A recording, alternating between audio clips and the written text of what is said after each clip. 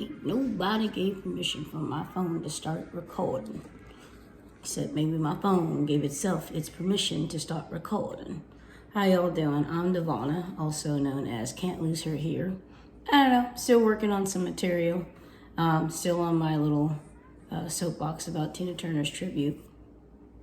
I thought what I'd do, I might attempt. I got to build a little bit more courage because there's nothing like putting out content where you didn't think it all the way through. But I like the theatrics, honestly. You know, the innovation of it all. So we'll see how far we go. Disclaimer, I do have music playing in the background because I am not a musician. I'm a tabletop investor, also known as a supporter. So I don't own any of the rights. All of this is just entertainment. Maybe it's educational. Maybe some people can do some show notes. I don't know. Not saying I'm a artistic genius, but I do love the arts. I really do. So if you do hear a whisper or something, shout out to like Spotify, shout out to YouTube, and shout out to the various artists and their labels. But honestly, again, I'm not gonna make any money off of their stuff, but I digress. Anyway, so I'm showing a little bit more of my apartment, which again, I think it's a perfect YouTube apartment. You can still hear the echoes or however my voice bounce off the walls, which lets you know a little bit more of like how bare the walls are right now. But you know, eventually I'll hang some things up, some art up, and it'll be good. Right now, what you see is the kitchen, which I don't know, maybe to some eyes it's like, oh, she's got style. I've got good friends, is what I've got. I got good friends with great style, and with this kitchen setup, it makes me look like I'm a little bit of a minimalist, sleek, fashionable. Nah, not even close. I have dreams, but until then, I've got friends. Yeah.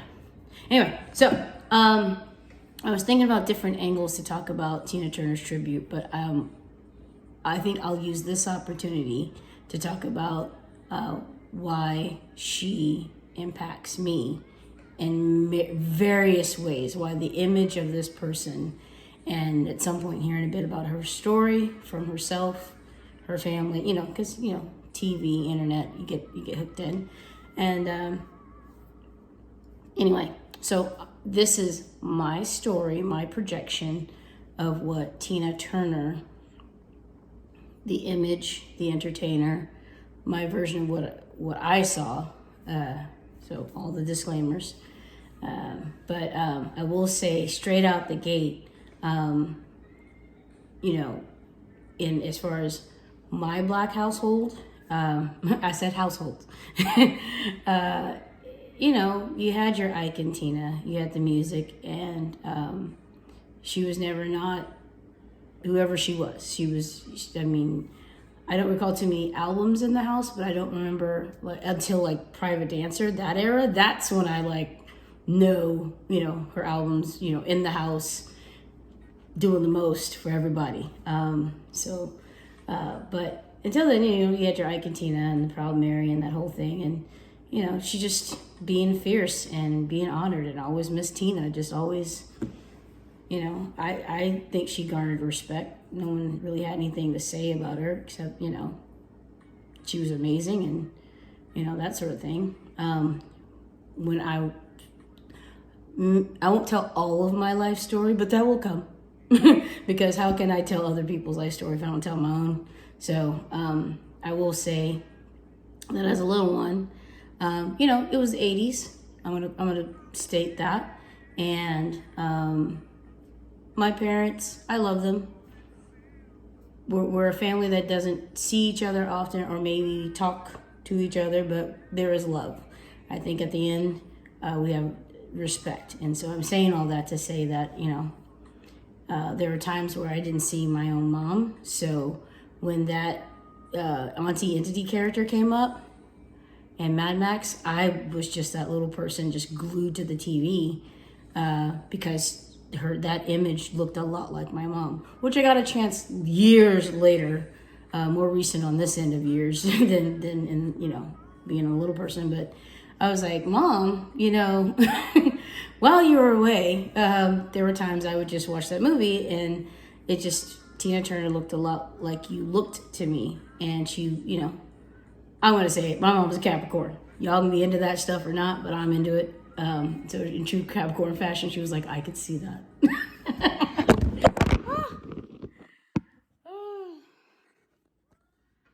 Let me tell you something. Okay. Sorry, I dropped the phone. You got to have some sort of comic relief, right? Anyway, so beautiful segue.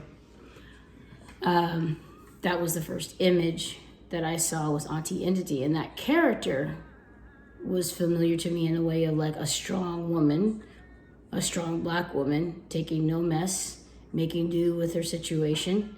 And that I did receive, not just the image of what she portrayed in that movie, but just her strength and her certainty and her decision making.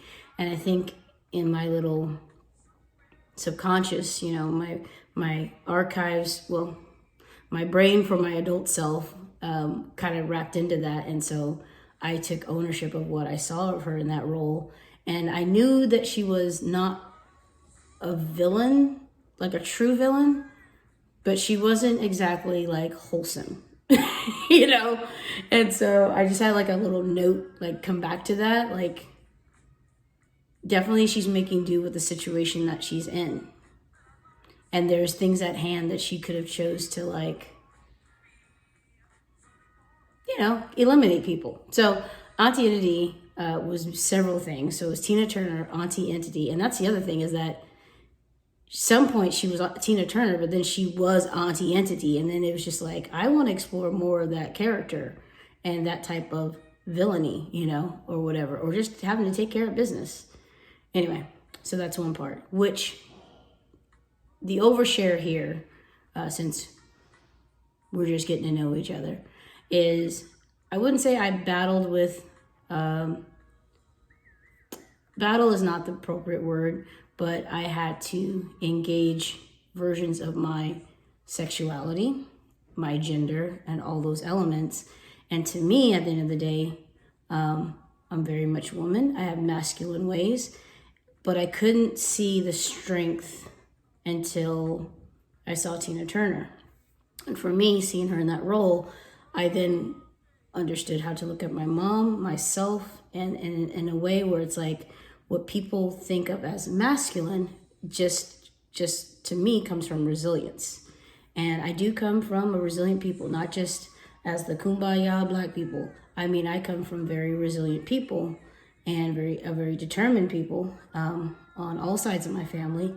And, you know, I think I'm glad that in my blood family, both sides, that a strong woman is not deemed as being a man or being masculine. She's just taking care of business.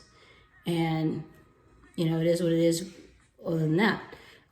That's my perception of my family. But as far as my day-to-day, I wasn't always raised with my blood family. So dealing with my femininity and my masculinity and what is strength and, you know, all that stuff, I would say that Tina Turner made sense to me in a way of like, you can still have your blackness, you can still have your womanhood, you can still have whatever it is that people think is masculine and strong, but you need to just show up as your authentic self. That's what she represents to me. So, you know, I think I keep talking about what's love got to do with it, because if you were of some age during that time when the movie came out, it was something like, you know, you heard the stories about Ike. There were jokes about Ike and Tina, but once you saw a movie and you saw that conversation and you saw that level of violence and you knew of it, it took the what's not to be spoken of and it put it to the forefront. However things really went down, Ike was, I believe, alive when this movie came out. I'm sure he had his piece and Tina had her piece and Hollywood had their piece. But at the end of the day, the truth was the truth. And, you know, that's how I think it is what it is. So seeing violence, aggression, and what love is and what isn't, that movie had a lot to say. And then again, it was that strength thing that came off from Tina. And when I mentioned about age and how she was, you know, I think in her 40s by the time the 80s came around, she had already done, you know, she was in the height of her career with Ike, but it was her turn. So seeing her just evolve,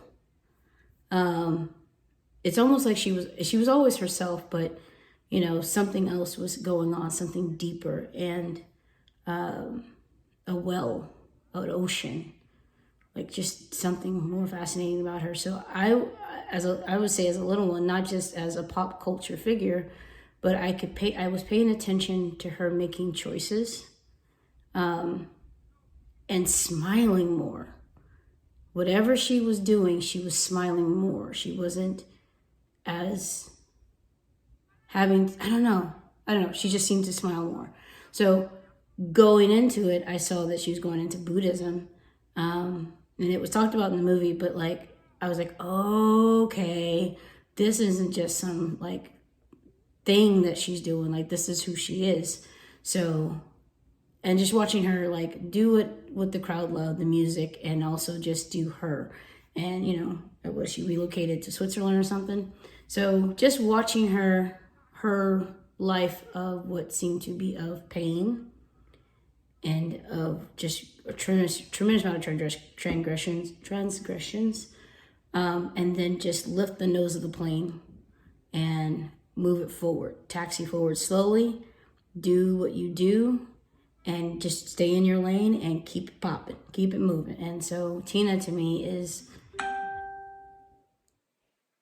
not that event that's on my other phone, but you know, Tina to me is strength, passion, beauty, and resilience, and building towards joy is what I see.